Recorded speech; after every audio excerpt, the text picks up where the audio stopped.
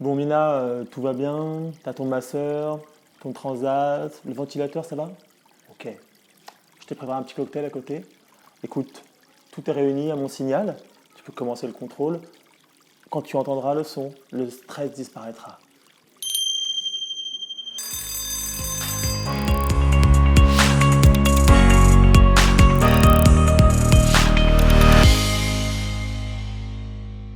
Il est évidemment tout à fait logique que Simon mette tout en œuvre pour faire en sorte que le stress disparaisse au moment des évaluations écrites de Mina, ne serait-ce que pour que ces évaluations soient le reflet exact de à la fois ses compétences et à la fois ses apprentissages et son implication. Le problème, c'est que d'une certaine manière, le simple fait de vouloir absolument faire disparaître ce stress le rend d'une certaine manière encore plus submergent, comme si au fond le stress disait mais j'ai quelque chose à te dire en fait Mina, j'ai quelque chose de super important à te dire et tu ne m'écoutes pas, donc si tu m'écoutes pas je vais crier encore plus fort et puis surtout je vais crier au moment où ça t'embête le plus parce que peut-être c'est là où tu m'écouteras le plus et donc le moment où tu m'écoutes le plus vraisemblablement ce sont les évaluations.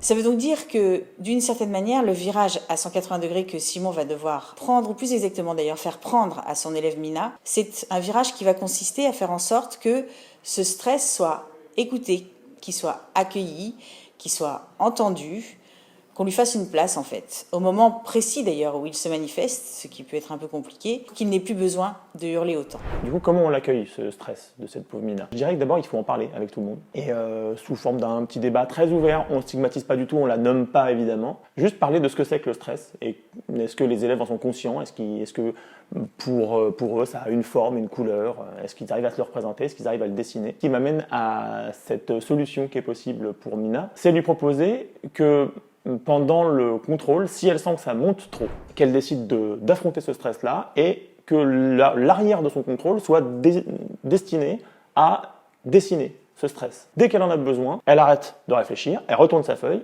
alors on peut même imaginer carrément avoir un petit carnet de croquis juste à côté, et elle dessine. Et elle dessine ce qu'elle veut, ce qui lui vient à l'esprit. Si elle a besoin de le faire 2 fois, elle peut le faire 2 fois, 3 fois. Voilà. C'est sûr que potentiellement, elle peut passer complètement à côté des contrôles, mais c'était déjà ce qu'elle faisait avant de toute manière. Donc si elle passe le premier contrôle entier à dessiner, encore une fois, c'est pas grave.